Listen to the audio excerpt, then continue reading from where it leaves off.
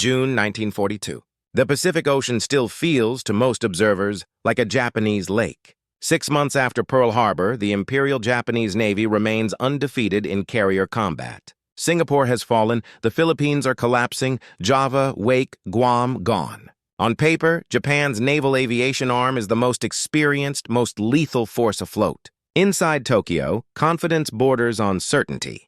Japanese planners believe the United States has only one real option left: react. And reaction, they believe, can be predicted, shaped, and destroyed. Midway Atoll appears insignificant, a remote coral outpost. Little more than runways, fuel tanks, radar masts, and listening stations. But strategically, it sits like a steel pin in the Pacific. Whoever controls Midway controls the approach to Hawaii. Whoever controls Hawaii controls the American ability to project power westward. Japan's plan is elegant in theory. Strike Midway, force the remaining American carriers to respond, ambush them with overwhelming force, end the carrier war in one decisive blow. What Japan does not understand, what it never truly grasps, is that this battle will not be decided by aviation skill alone, or by the number of decks afloat. It will be decided by something far quieter: information. Thousands of miles away, inside Pearl Harbor, U.S. naval intelligence is working in silence. In cramped windowless rooms at Station Hypo, cryptanalysts intercept fragments of coded traffic. The messages are incomplete. The picture is imperfect. But patterns emerge. A location called AF. Some officers doubt its meaning. Others argue it could be a feint. But Commander Joseph Rochefort is convinced. AF is Midway. To prove it, the Americans do not confront Japan directly. They deceive it. Midway transmits an unencrypted message reporting a critical water shortage. Days later, Japanese encrypted traffic confirms it. F is short on water. The debate ends. For the first time since Pearl Harbor, the United States does not wait to be struck. It positions its carriers in silence ahead of the Japanese advance. Task forces are moved, not to react, but to intercept. Japan believes it is setting the trap. In reality, the trap is already closed. Midway was not targeted simply for conquest.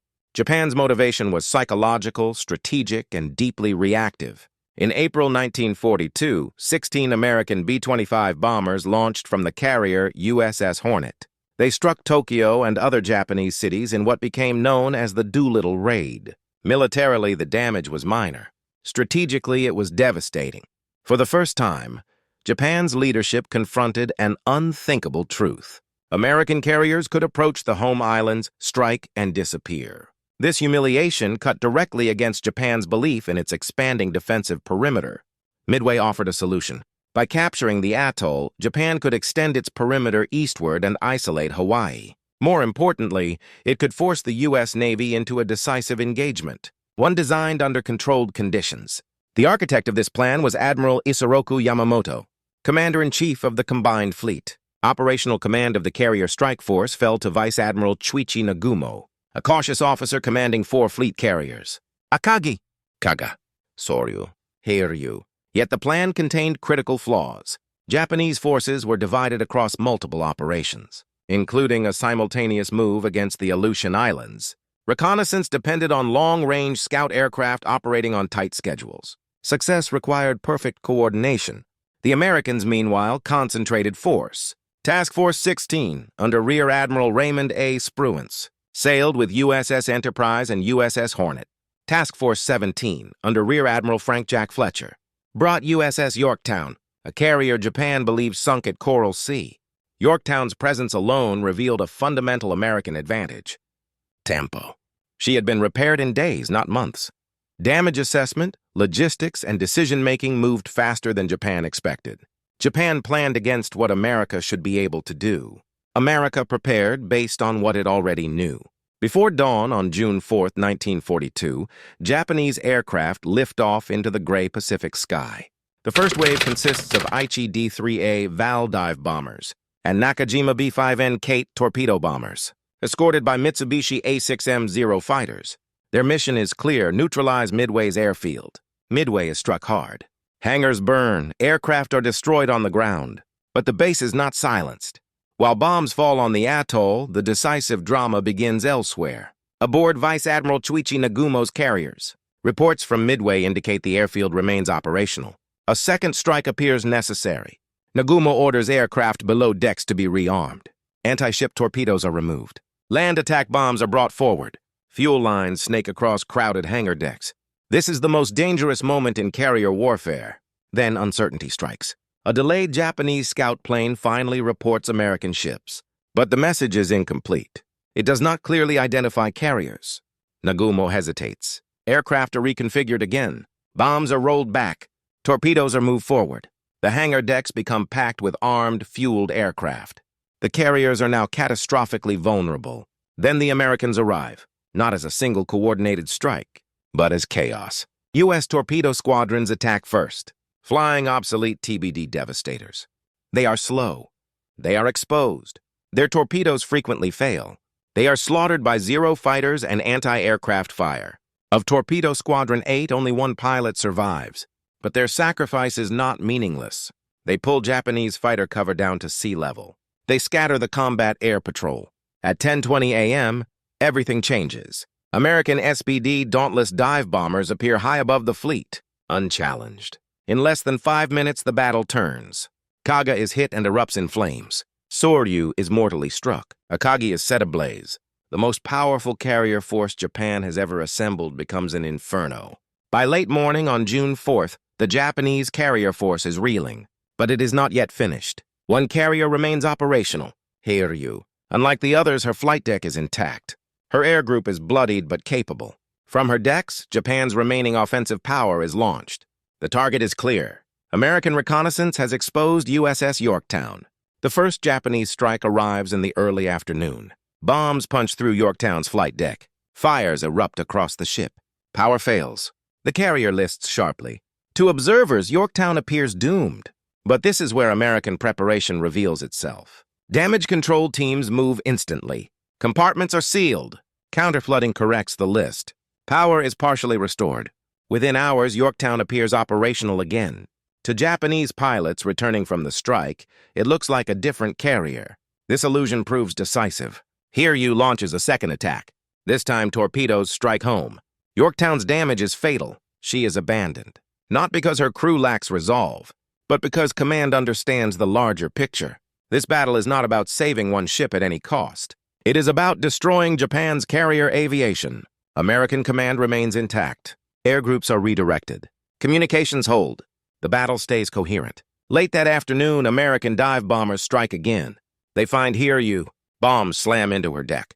Fires rage uncontrollably. By nightfall, Hiryu is doomed. 4 Japanese fleet carriers are now lost or fatally damaged across a single day of combat. This outcome is often described as miraculous. It is not. It is the product of intelligence, positioning, discipline, and the ability to absorb damage without losing command focus. June 5th dawns not with celebration, but with uncertainty. Smoke from burning carriers drifts across the Pacific. Wreckage litters the sea. Survivors cling to debris. The battle is not automatically over. Japan still possesses powerful surface forces, battleships, cruisers, destroyers, and submarines. The Americans, meanwhile, have lost Yorktown. They cannot afford reckless pursuit. This is where Midway becomes a lesson in restraint. Admiral Raymond A. Spruance faces a difficult choice. Push westward in pursuit, or refuse a battle on the enemy's terms. A night surface engagement would favor Japan. Spruance refuses the wrong fight.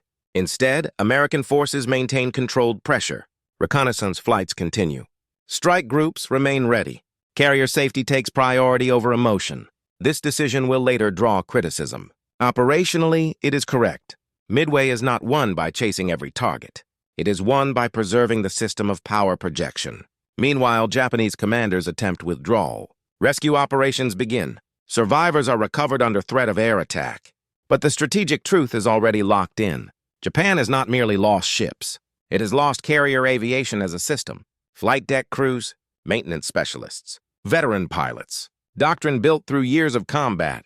These losses cannot be replaced quickly, if they can be replaced at all. This is the second invisible victory of Midway. America loses hulls. Japan loses a generation. June 6 delivers a brutal reminder. Even decisive victories carry a price. American salvage crews return to USS Yorktown. Against expectations, they believe she can be saved. Tugs maneuver carefully. Pumps run continuously.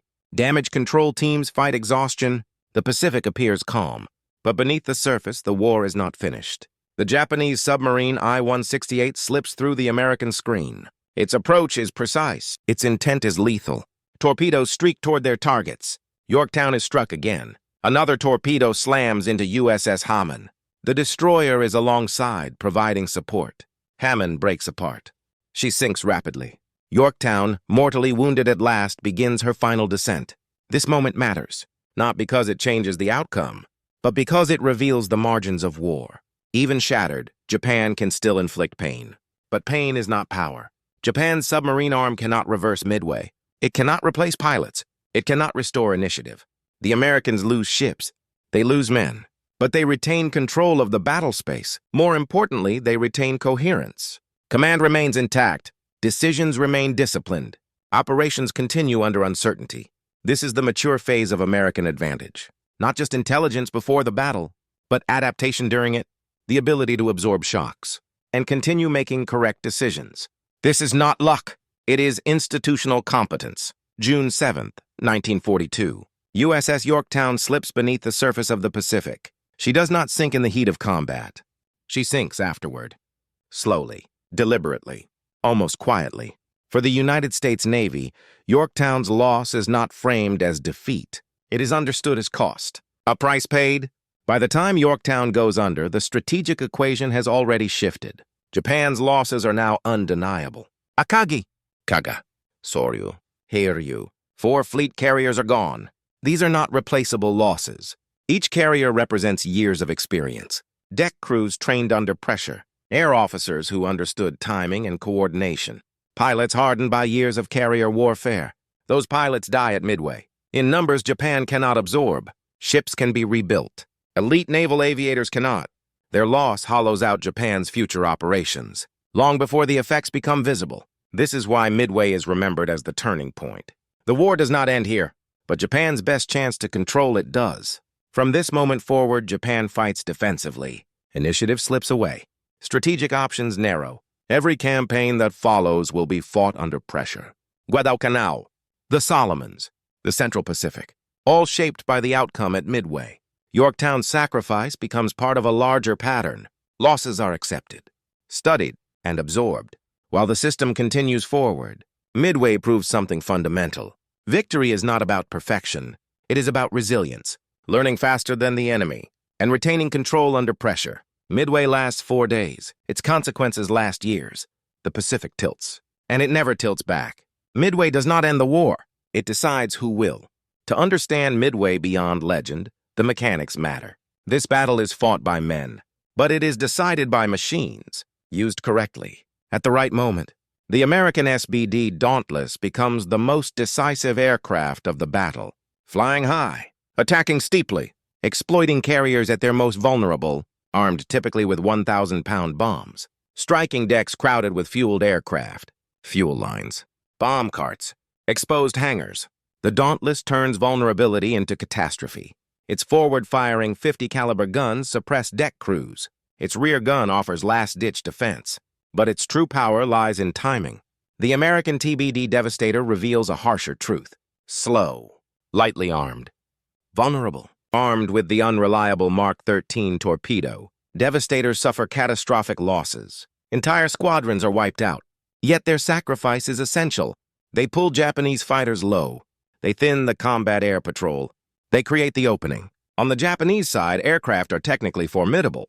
The Nakajima B-5N Kate, capable of delivering torpedoes or heavy bombs. The Aichi D-3A Val, accurate and deadly in skilled hands. And the Mitsubishi A-6M0, agile, lightly armored, deadly in close combat. But these aircraft depend on protected flight decks and uninterrupted operations. At Midway, that protection collapses. The most decisive weapon of the battle is invisible. Signals interception, cryptanalysis, deception. The water shortage ruse transforms suspicion into certainty. It gives Admiral Chester W. Nimitz confidence. Confidence to commit carriers forward. Accepting risk, because the date, place, and purpose are known. This is the mechanical truth of Midway. Firepower matters, but foresight matters more. Judging performance at Midway requires discipline. This battle is not decided by kill counts alone, nor by individual heroics in isolation. Midway is shaped by decisions made under uncertainty. The clearest example of strategic excellence begins at the top. Admiral Chester W. Nimitz. He trusts intelligence when convention argues caution. He commits his carriers forward instead of holding them back. Not because the risk is small, but because the information is strong. That trust creates the conditions for victory. Behind that decision stand men few outside intelligence circles know. Commander Joseph Rochefort, Edwin Layton. Analysts who turn fragments into clarity. Who argue when others doubt. And who are willing to stake reputations on being right. Their work does not fire a single shot, but without it, no shot lands where it needs to. At sea, the burden of execution falls on Raymond A. Spruance, a commander new to carrier warfare, operating under extraordinary pressure. Spruance balances aggression with restraint. He strikes decisively, but refuses the battles that could undo his gains. He does not chase night engagements. He does not gamble carriers against heavy guns. This is not timidity. It is control. On the Japanese side, failure is not about incompetence. It is about structural overconfidence. The plan depends on perfect coordination. It disperses forces across vast distances. It assumes the enemy will react predictably. Small failures compound. A scout aircraft launches late. A report arrives incomplete. Aircraft are rearmed at the wrong moment. Hangar decks become death traps. This is the rarely discussed truth of Midway. The collapse is not sudden. It is cumulative. Friction builds. Pressure mounts. And then timing fails catastrophically. Midway rewards the side that can operate inside uncertainty. The side that can decide with incomplete information and still choose correctly. This is where American performance stands apart. Not flawless, but adaptive. Learning faster than the enemy and turning moments into outcomes. The Battle of Midway lasts 4 days. Its outcome is decided in hours. Its consequences reshape an entire war. At Midway, the United States proves something fundamental. It can defeat a confident, experienced enemy, not by matching strength for strength, but by seeing first, deciding faster, and striking at the exact moment vulnerability appears. This victory is not inevitable. It is constructed by analysts who argue when others doubt, by commanders who trust intelligence over instinct, by pilots who fly into impossible odds, sometimes knowing they will not return.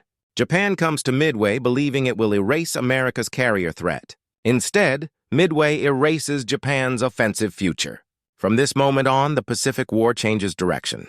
Japan fights to delay. The United States fights to advance. Production accelerates. Training improves. Intelligence grows sharper. The system learns, and learning becomes power. Midway does not end the Pacific War, but it decides who will shape it. From this point forward, time favors the United States. Every month strengthens American capacity. Every loss is absorbed. Every lesson is applied. Midway is remembered as a battle, but it is more accurately understood as a decision to trust intelligence, to accept calculated risk, and to act decisively when the window opens. That decision tilts the Pacific, and it never tilts back. If you want more documentaries told like this, day by day, decision by decision, subscribe to War Archive and tell us what truly won Midway: code breaking, courage, or command.